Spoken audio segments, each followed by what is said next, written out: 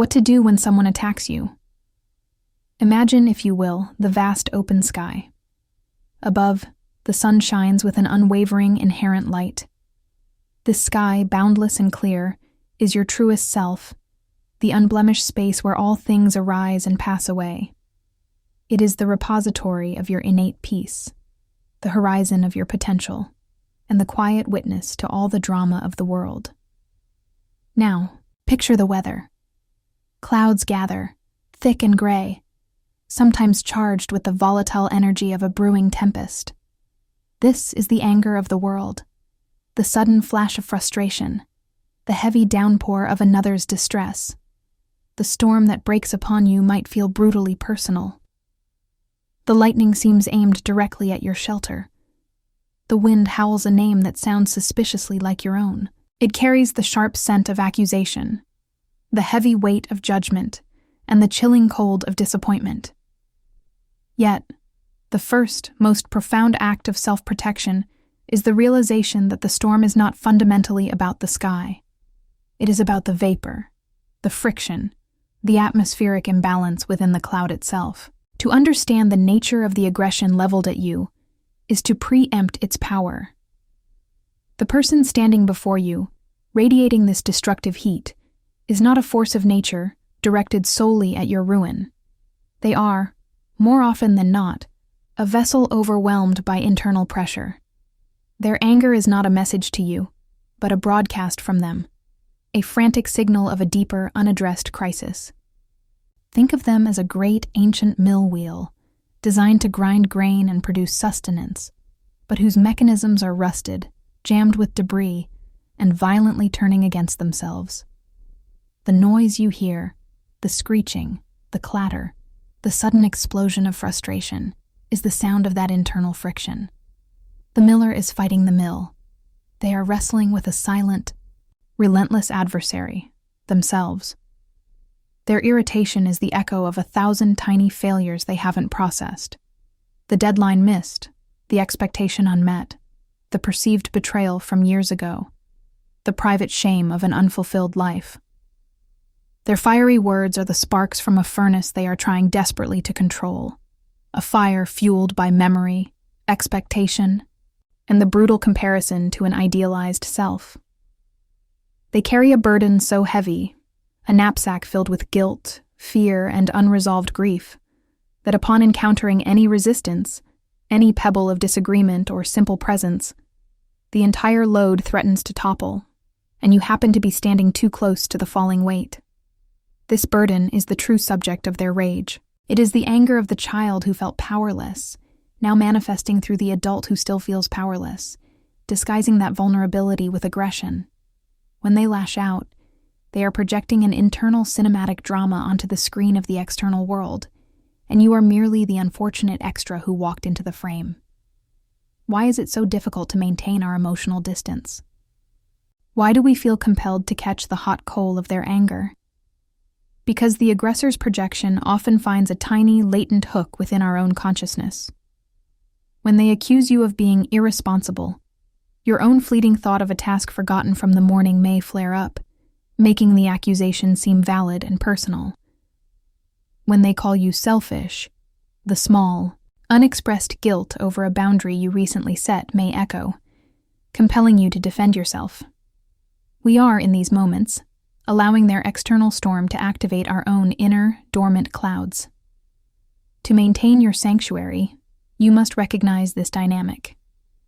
The external insult is only potent if it resonates with an internal insecurity. This realization is not an excuse for the aggression, but a powerful lens for your defense. If a hiker, lost and panicked in the deep forest, screams accusations at a majestic, unmoving tree, you do not take the scream personally.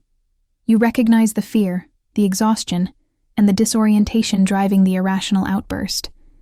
Similarly, when the emotional storm breaks near you, the first movement of your spirit should be one of spacious recognition. This distress belongs to the one who carries it. To allow that external storm to penetrate your inner sky, to let the chaotic energy of another's internal conflict become the defining weather system of your day, is to surrender your sovereignty. It is to invite a foreign element to rearrange the delicate balance of your own atmosphere. Protection, therefore, is not about building walls of stone, which only trap your own heat and humidity inside, making you brittle. True protection is the cultivation of a vast, unshakable inner sanctuary, a space defined by awareness, not reaction. This is the essence of self-sovereignty. The most immediate and powerful tool you possess is your breath. When the voice rises and the energy shifts, the moment your lizard brain detects conflict, your biological response is to contract, to brace for impact. Your breathing becomes shallow, your heart speeds, and your perspective narrows. The instruction. At the instant the aggression begins, before you formulate a single word of defense, pause. Take one deep, conscious breath. This is not a dramatic, visible sigh. It is an internal anchor. Inhale slowly, allowing your diaphragm to expand, and exhale fully, consciously relaxing your shoulders.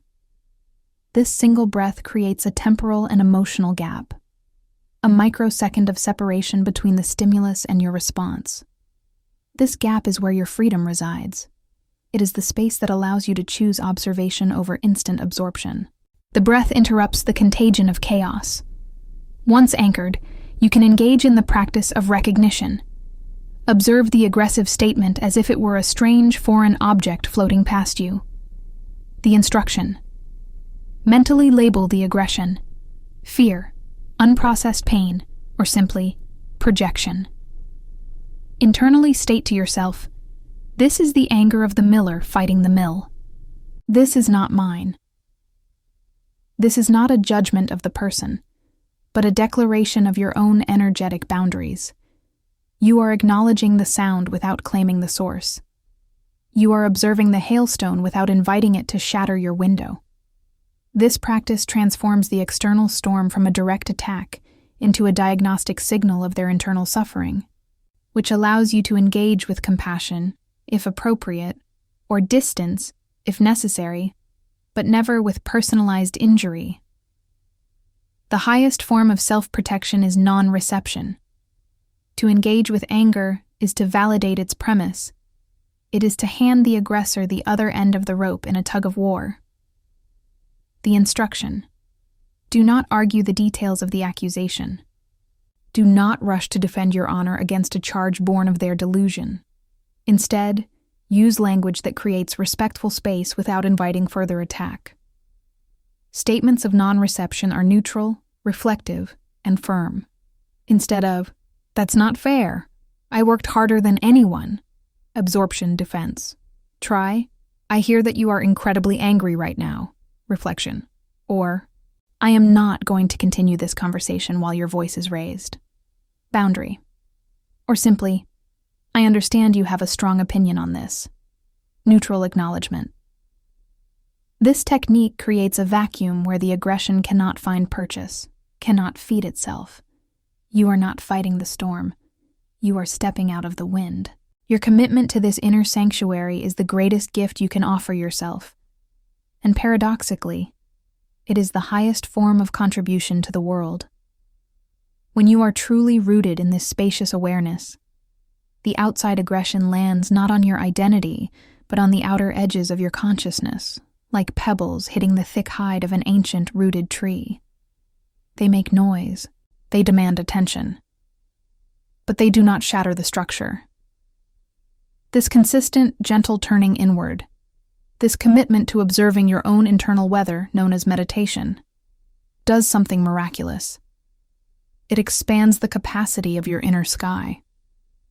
You become less defined by the momentary weather patterns of your own mind, and thus, far less susceptible to the projections of others. The beauty of this path is that by refusing to be pulled into the storm's frantic energy, you offer something far more potent than a counterattack. You offer stillness. You create a calm center in a world of chaos.